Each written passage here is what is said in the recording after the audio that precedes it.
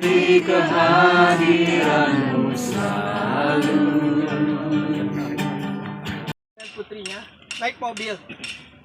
Terus karena panas ya, mereka buka jendela dan menikmati.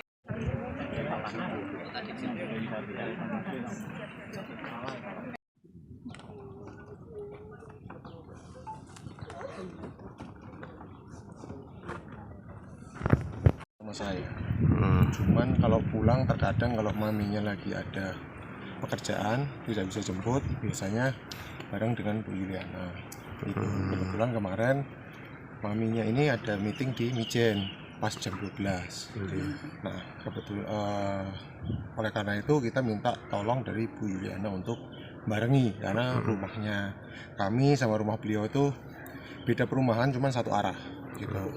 Kalau Bu Yuliana di mana? Kalau Bapak di mana, Pak? Kalau saya di Perum Gria Lestari, kalau Bu Yuliana itu ada di Beringin Mas.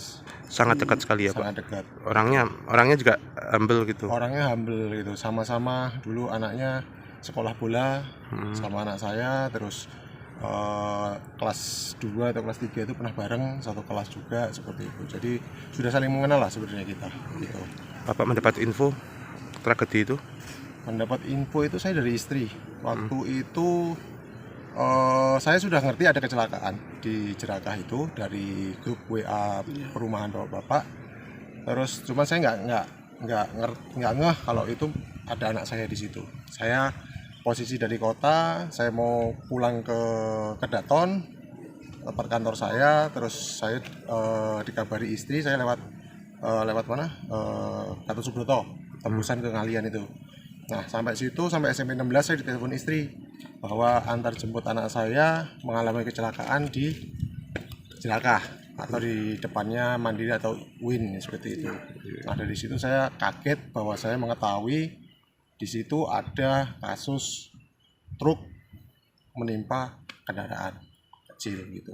Dan saya otomatis saya lari ke situ, berhubung macet, mobil saya pinggirkan di jalan, terus saya naik Gojek waktu itu, cari-cari Gojek gak ada yang mau, akhirnya saya minta tolong, saya kasih 100.000, dia suruh nganter sampai ke lokasi, akhirnya diantar, kita lawan arah sampai lokasi. Saya nyari informasi dari petugas yang di situ bilang katanya ada satu anak selamat. Setelah saya cek, katanya ditaruh di ruko, saya cek di ruko, ternyata saya berharap anak itu adalah anak saya. Ternyata setelah sampai dalam ruko, ternyata bukan anak saya. Itu adalah anak Ibu Yuliana, anak nomor 2-nya. Namanya Matthew. Terus saya tanya lagi dengan petugas, diinfokan bahwa ada 2 korban lagi yang sudah menuju Karyadi. Ciri-cirinya satu dewasa, satu anak-anak laki-laki. Nanti saya langsung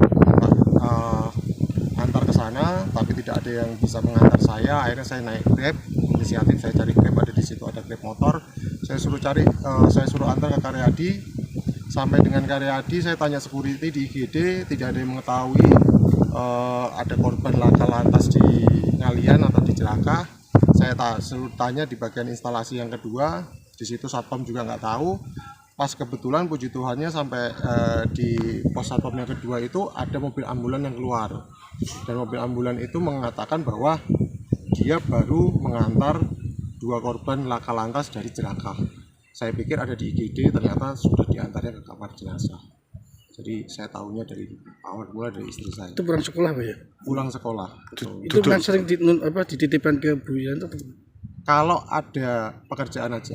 Kalau nggak ada biasanya maminya yang jemput. Duduk di mana, Pak, anak waktu itu? Saya masih simpang siur. Kalau berdasarkan keterangannya Matthew, korban anaknya Ibu Yuliana yang nomor 2 itu, si Adriel itu duduk di belakang, sebelah kanan. Berarti di belakangnya Ibu Yuliana.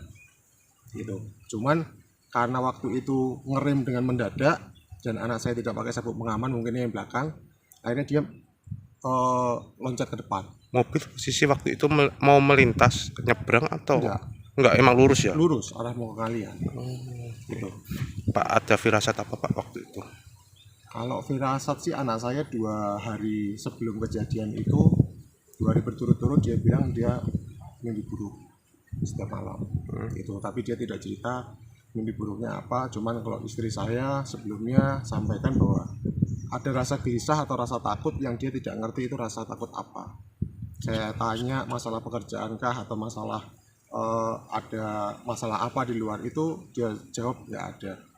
Dan dia berbicara pokoknya rasa takut, dan takutnya takut banget gitu.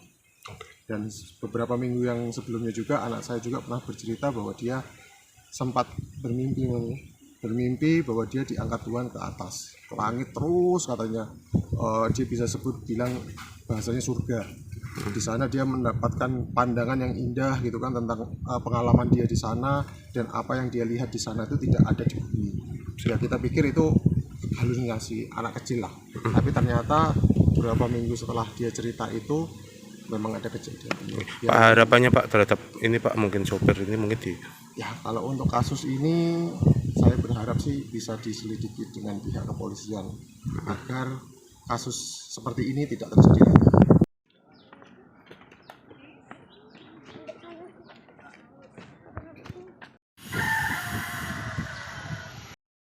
Jangan lupa follow, like, dan subscribe sosial media Tribun Jateng.